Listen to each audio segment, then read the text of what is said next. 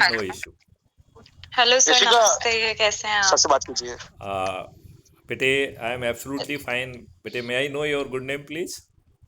My self Rishika. Rishika, it's a pleasure speaking to you.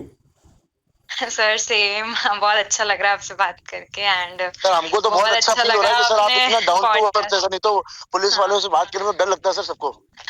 और आप जिस लेवल की पोस्ट पे हो सर, वहाँ तो लोगों को डर लगता है कि फोन पे लगाए नहीं लगाए।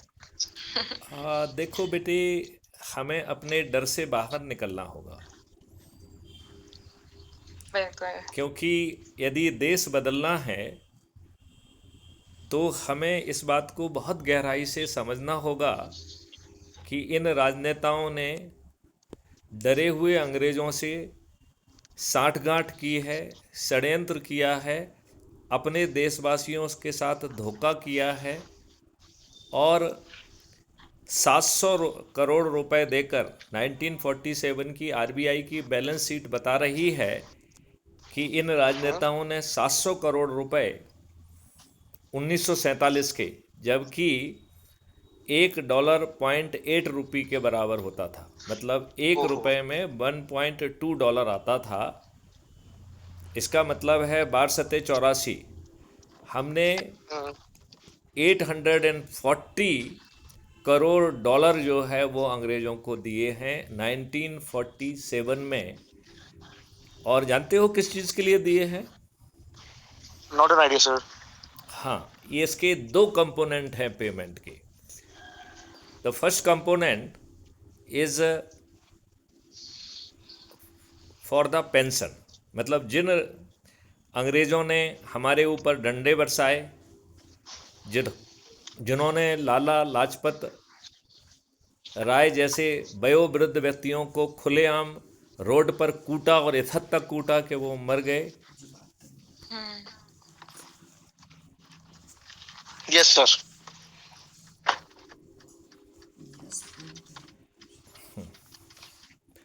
तो such Englishmen, those who treated us like a slave, those who humiliated us, beaten us, fired at us, they have been given pension for their lifetime. So this one component was the pension component, and the second component was all the buildings, Rashtrapati Bhavan, Parliament, and all other buildings which were created during the British era.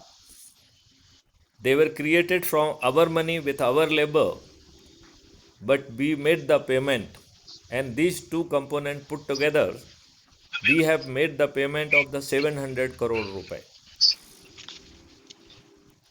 which comes out to be 840 crore dollar in 1947. Yes sir. Now, sir ये चीजें ना लोगों को पता होनी चाहिए, क्योंकि जैसे जितनी नॉलेज ये आपने दी बेटे हमको तो। कैसे पता होगी? ये पता जब मैथिली शरण गुप्त को अभी से चंद दिनों पहले मालूम पड़ा, जब किसी ने, जिसने हाँ। आरबीआई की बैलेंस शीट को खगाला था, जब उसने बताया तब ये बात मैथिली शरण गुप्त के ज्ञान में आई। तो बेटे दिव्यांश, आपके ज्ञान में जी सर। कैसे आ सकती है? राइट सर, आपके थ्रू ही लोगों को पता चलेगा सर, हम यही चाहते हैं, क्योंकि सर जितनी नॉलेज बिल्कुल, आप हम में, जितना बिल्कुल पेशेंस आप बताएंगे। में। अच्छा, दूसरी हाँ बात जी। ये है यस बॉस। कि जो संविधान हमारे ऊपर थोपा हुआ है, इसका 80% हिस्सा कहाँ से आ रहा है? गवर्नमेंट ऑफ इंडिया एक्ट 1935 से आ रहा है। 20% हिस्सा जो बाबा आम्बेडकर ने विभिन्न देशों के संविधान को खगाल कर जो अच्छे अच्छे प्रोविजंस थे, fundamental right, directive principle of state policy जैसे, उनको उस 20% में उन्होंने जोड़ा। इन राजनेताओं ने उस 20% की धज्जियां उड़ा दी। क्या दिव्यांश और इसका आपको मालूम है कि 55 कानून देश के संविधान के विपरीत इन दुष्ट राजनेताओं ने बनाए हैं?